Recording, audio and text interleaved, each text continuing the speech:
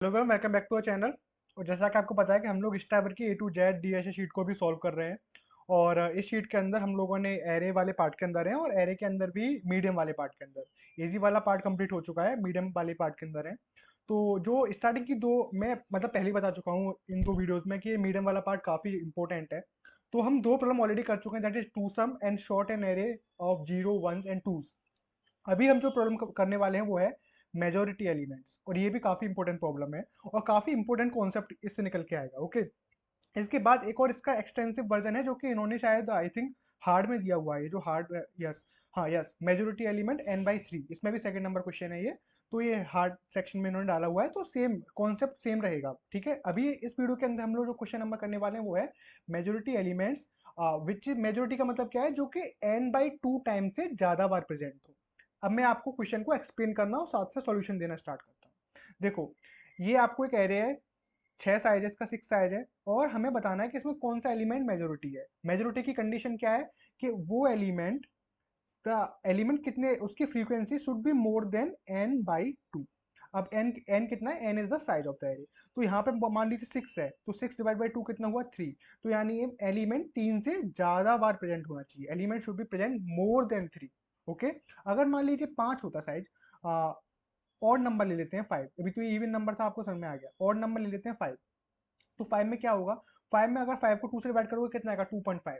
2.5 से आप उसको लोअर लिमिट में ले जाओ या अपर लिमिट में ले जाओ, तो कितना लोअर, तो 2 हमें अपर में ले जाना है, तो यानी एलिमेंट 5/2 एक नथिंग बट 2.5, और इसको हम कर देते हैं अपर लिमिट में 3, यानी कि एलिमेंट 3 बार प्रेजेंट तो होना ही चाहिए, मिनिमम 3 बार प्रेजेंट होना ही चाहिए। और अगर ऑड कंडीशन है then more than that time. Okay, more than n/2। आप सिंपल ऑड इवन का ध्यान मत दो, आप सिंपल ये रखो कि n/2 से ज्यादा बार एलिमेंट प्रेजेंट होना चाहिए। तो उस एलिमेंट को हम क्या बोल देंगे, उस एलिमेंट को हम बोल देंगे मेजोरिटी एलिमेंट। ठीक है, तो अब इसको करने के कितने तरीके हैं यार, देखो बहुत सारे तरीके हो सकते हैं करने के। ठीक है, एक सबसे दो सबसे मतलब फेमस तरीके हैं जो मैं आपको बता रहा हूँ, उसमें भी एक ऑप्टिमाइज तरीका मैं आपको करके बताऊंगा। बाकी एक सिंपल सा तरीका ये है कि आप कुछ मत करो, मैप बना लो, इंटीजर इंटीजर टाइप का मैप बना लो। ठीक है, एमपीपी, और एरे के ऊपर आइट्रेट कर दो, integer i equals to 0, i must be less than n, i plus plus, और उसके बाद कुछ भी नहीं करना, एमपीपी ऑफ ए ऑफ आई, और उसका काउंट जो है स्टोर करते जाओ। ठीक है, अब फिर क्या करना है, फिर मैप के ऊपर आइट्रेट करो, और जिस भी एलिमेंट का काउंट n/2 से ज्यादा हो, मतलब वही मेजोरिटी में है। तो ये तो सिंपल सा सॉल्यूशन है, इसमें तो कुछ आपको हुआ ही नहीं, बहुत सिंपल तरीका है ये। मैप बनाओ, मैप के अंदर फ्रीक्वेंसीज को स्टोर करो, और जिसकी भी फ्रीक्वेंसी n/2 से ज्यादा है उसको आपको उसको आपको आंसर की तरह स्टोर कर देना है, सिंपल। लेकिन ये अच्छा सॉल्यूशन नहीं है, क्योंकि इसमें एक्स्ट्रा स्पेस हम लोग यूज कर रहे हैं। Can we do it without using extra space? And the answer is yes, definitely yes, and that is the optimize solution.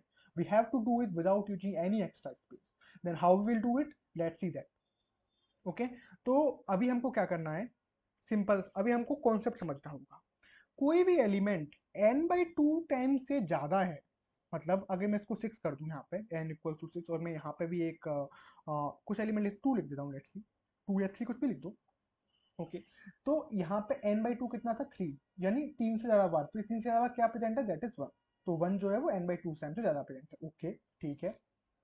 एक इसमें आपको कुछ चीज दिख रही है, इसमें आपको एक हिंट दिख रही है।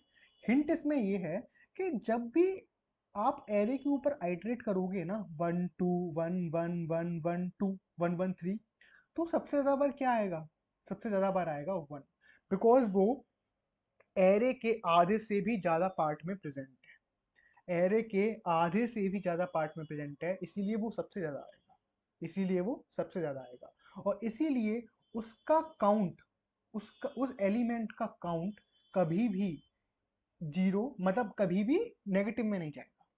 आपको समझ में आया, मतलब ये इस एलिमेंट का काउंट सबसे ज्यादा रहेगा। बाद में आप कुछ भी हो, बाकी 2 3 कितनी कितना भी प्रेजेंट हो, लेकिन 1 का काउंट सबसे ज्यादा रहेगा। क्यों? क्योंकि वो n/2 टाइम से भी ज्यादा है।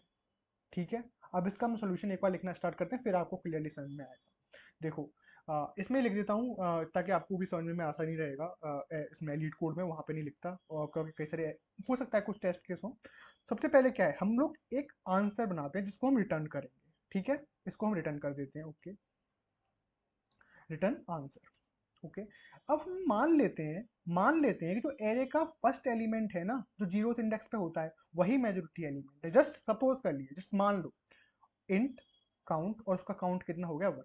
ठीक है, काउंट वन है क्योंकि हमने भी वन एक बार प्रेजेंट मान लिया उसको, इसलिए हम जस्ट सपोज दैट कि एरे का फर्स्ट एलिमेंट ही मैक्सिमम मतलब n by two time majority element है। ठीक है, just suppose that. Next, next कुछ नहीं करना, जो एरे के आगे वाला पार्ट है उसके ऊपर आइटरेट करना है।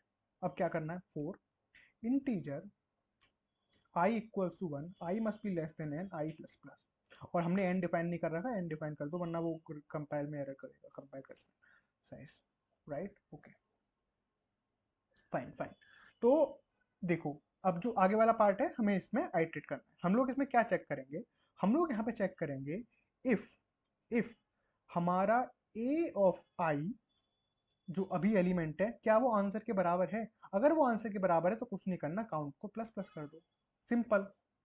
एल्स इफ एल्स इफ हम लोग एक कंडीशन यहाँ पे देखो, एक कंडीशन यहाँ पे हम लोग एक चेक करना है कि काउंट कहीं हमारा जीरो तो नहीं हो गया। अगर काउंट हमारे पास जीरो हो गया, यानी कि माइनस हुआ होगा कहीं पे, अब वो कंडीशन लिखूंगा, अगर काउंट जीरो हो गया तो answer equals to A of I, मतलब जहां पर है उसी को मेजोरिटी एलिमेंट मान लो और काउंट को फिर से प्लस प्लस कर दो, काउंट को फिर से प्लस प्लस कर दो। और इस कंडीशन को यार पहले लिखो, इस कंडीशन को पहले लिखो, इसको एल्स इफ के अंदर लिखेंगे, ताकि सबसे पहले यही चेक हो जाए, सबसे पहले यही चेक हो जाए, ई एल्स।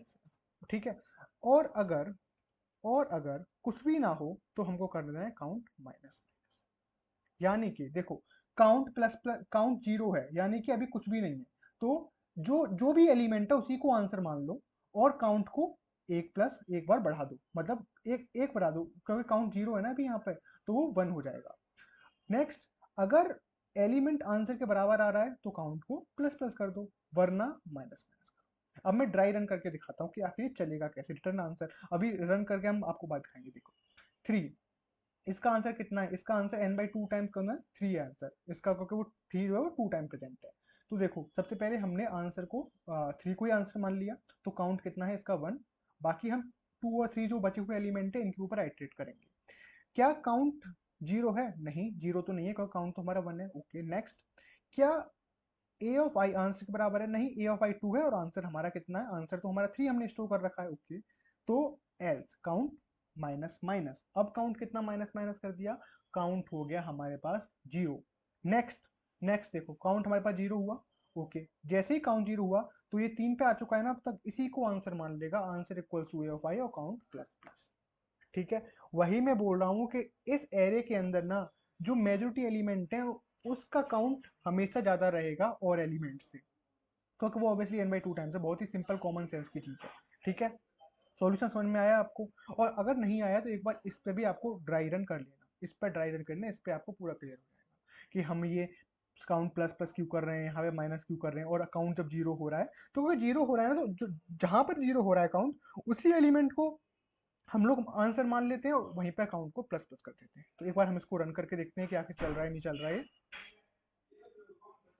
और शायद मेरा इंटरनेट नहीं चल गया, और हम सबमिट करके देखते हैं। Yes, so it is accepting. Okay, तो आई थिंक आपको सॉल्यूशन क्लियर होगा यार। अगर सॉल्यूशन क्लियर नहीं है तो बताओ कमेंट में करके, मैं आपको क्लियर करूंगा सॉल्यूशन। सिंपल है यार, बहुत सिंपल है, बस एक एलिमेंट को आंसर मानते हैं और उसके ही हम आगे मतलब आइटरेट करते हैं, वहाँ पे बस एक दो दो तीन कंडीशन लगाते हैं बस। ठीक है, अगर आपको क्लियर नहीं है ना तो सिंपल सी एक काम करो, ये जो आपको इनपुट गिवन है ना इस पर ड्राई रन करो, अगर इस पर ड्राई रन करोगे तो डेफिनेटली क्लियर हो जाएगा। ठीक है, तब तक के लिए थैंक यू वेरी मच।